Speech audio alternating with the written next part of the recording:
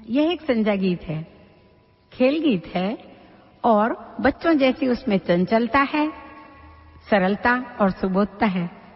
सखियों ने जब तय कर लिया कि खेलने चलना है तो जितनी भी बाधाएं और मुसीबतें हैं उनको सबको दूर करके वो मस्त मजे में मिल करके अपनी गाड़ी पे बैठ के चली।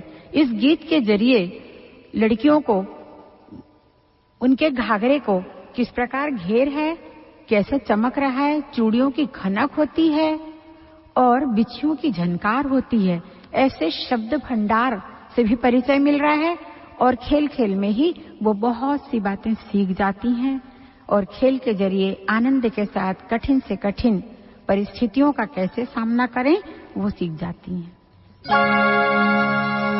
छोटी सी गाड़ी लुढ़कती जाए, लुढ़कती जाए, छोटी सी गाड़ी लुढ़कती जाए, लुढ़कती जाए, जय माँ बैठी संजा बहन, संजा बहन, घाघरो गमकौती जाए, चुनरी चमकौती जाए, चूड़ी लो खनकौती जाए, बिछिया बजौती जाए, भाई जी की नतनी झोला खाए, झोला खाए, झोला खाए।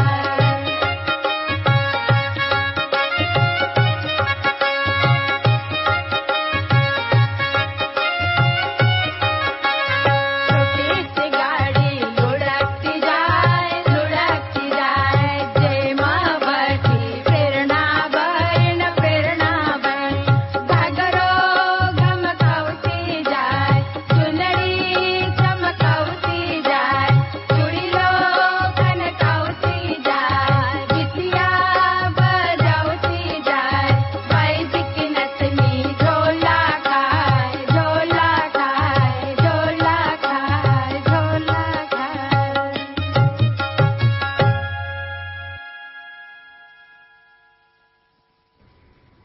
हमारे देश में बालिकाओं को बचपन से ही संस्कारित किया जाता है क्योंकि लड़कियों पर ही सामाजिक जीवन का उत्तरदायित्व होता है। वे दोनों परिवारों को जोड़ती हैं, पीहर और ससुराल। तो खेल खेल में ही उन्हें जीवन की शिक्षा मिल जाती है। हमारे यहाँ श्राद्ध पक्ष में बालिकाएं घर पर सरलता से उपलब्ध होने वाले साधनों से संजा फुली का खेल खेलती हैं 16 दिनों तक। 15 दिन तक विभिन्न आकृतियां बनाकर 16वें दिन जब श्राद्ध समाप्त होते हैं और पितरों का विसर्जन किया जाता है, उसी समय यह श्राद्ध पक्ष का महत्वपूर्ण बालिकाओं का खेलोत्सव भी समाप्त होता है। सालाना इस खेल के जरिए बालिकाएं सामूहिकता, नेतृत्व, अनुशासन, सामाजिकता, एक दूसरे को संगठन से कार्य करने की विभिन्न प्रकार की सारी शिक्षाएं खेल खेल में ही सीख लेती हैं। घर गृहस्थी कैसे चलाना है, हमें कितनी देर तक बाहर रहना है, कब तक खेलना है, ये सारी बातें छोटे छोटे बच्चों के गीतों के जरिए ही उन्हें सीखने को मिल जाती हैं। इन संजा गीतों में क्योंकि ये बालिकाओं के गीत हैं तो इनमें बच्चों जैसी सरलता है, मधुरता है और जैसे बच्चे चीजों को दोहराकर कहते बोलते हैं वैसे ही इन गीतों में भी दोहराकर सखी सहेलियों के साथ नाम लिया जाता है। कभी तो संजा को देवी के रूप में और कभी अपनी सखी के रूप में, कभी बहन के रूप में वो संबोधित करती हैं। वास्तव में यह प्रकृति की ही पूजा है, प्रकृति के बिना जीवन नहीं है। संजा यानी सांध्य वेला, और जब सांझ उतरती है उसी समय बालिकाएं घर में रहने वाले गाय के गोबर से बाहर की दीवार पर सुंदर आकृतियां बनाती हैं जिसका जीवन से संबंध होता है और उन्हीं आकृतियों को फूलों से सजाती हैं क्योंकि बरसात के बाद रंग बिरंगे फूल बागड़ों पर आ जाते हैं, उन्हीं फूलों से वो उसे सजाती हैं। तो इस प्रकार कल्पनाशीलता, सौंदर्य बोध, ये सारी चीजों की बच्चों को, लड़कियों को शिक्षा मिल जाती है। तो लीजिए ये संजा फूली जिसमें उन्हें विविध स्वरूपों से परिचित कराते हुए अंत में ससुराल जाना है, दूसरा घर संभालना है, इस बात की भी उन्हें संकेत रूप में शिक्षा मिल जाती है। चलिए अपन संजा के ये मधुर बाल गीत सुने।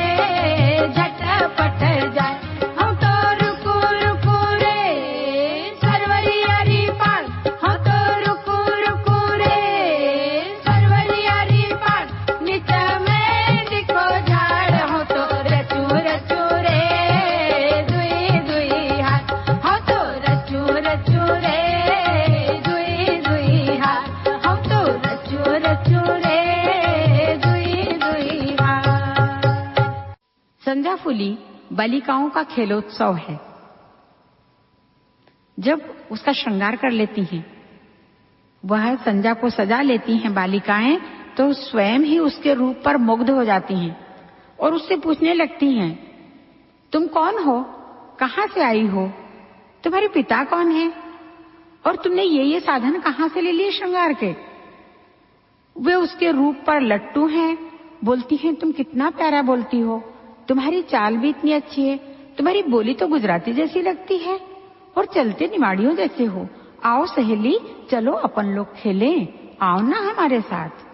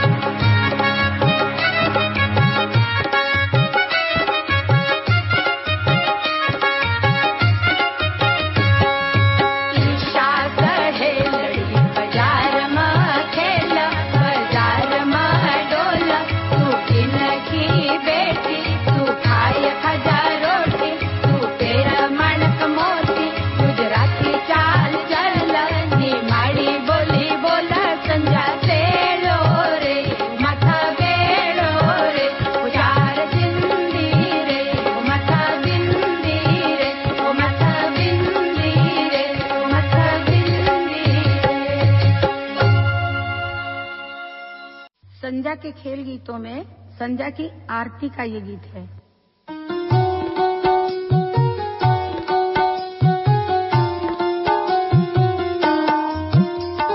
संजा की बाई संजा कभे जो करा संजा की आरती, संजा की बाई संजा कभे जो करा संजा की आरती।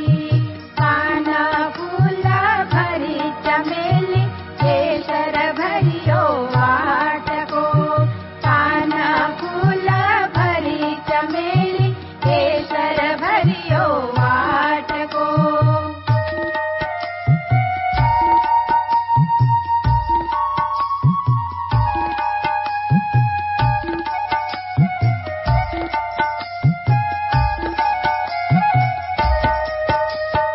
ईरा की बाई शाख भेजो करा संजा की आरती, ईशा की बाई शाख भेजो करा संजा की आरती। पाना फूला भरी चमेली केसर भरियो वाटको, पाना फूला भरी चमेली केसर भरियो वाटको। आरती भई आरती करो संजा की आरती, आरती भई आरती करो संजा की आरती। रूड़ो भाभी रूड़ो भरो रे कंचोड़ो, रूड़ो भाभी रूड़ो भरो रे कंचोड़ो। कंचोड़ा मां खेल खिलौना काको भाई गोरो, काको भाई गोरो। अरे गणपति भाई गोरो रे, गणपति भाई गोरो रे, गणपति भाई गोरो रे, गणपति भाई गोरो रे। क्वार मास में श्राद्ध पक्ष में लड़कियां संजा फूली खेलती हैं, उसी खेल गीत में से ये एक गीत है।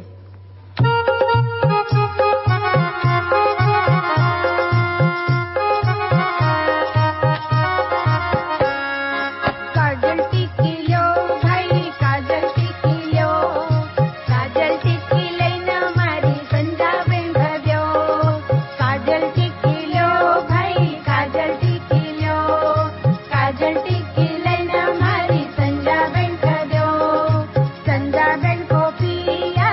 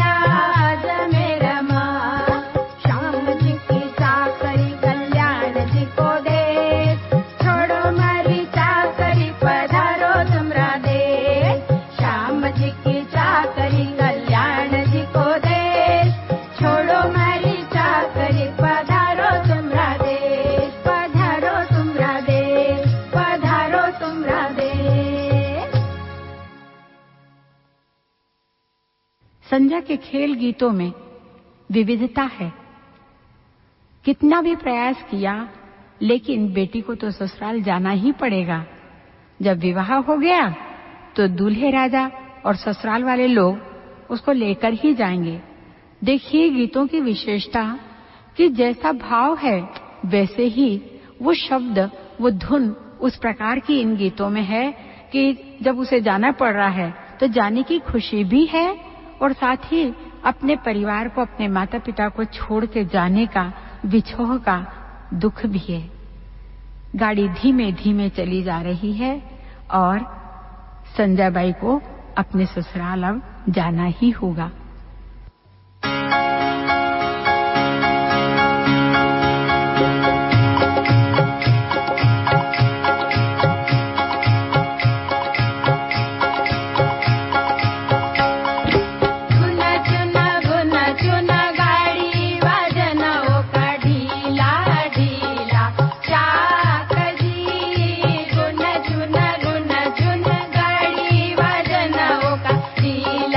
ढीला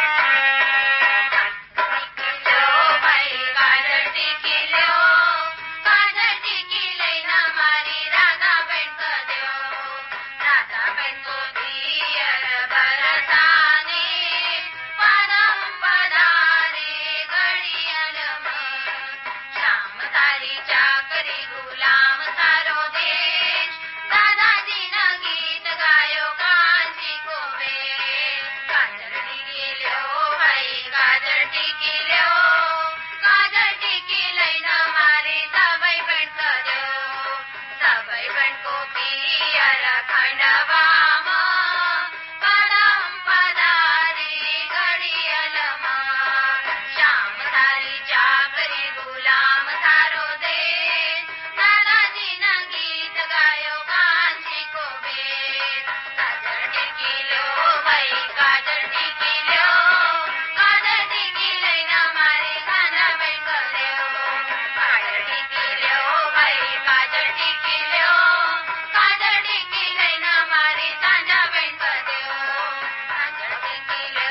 काजल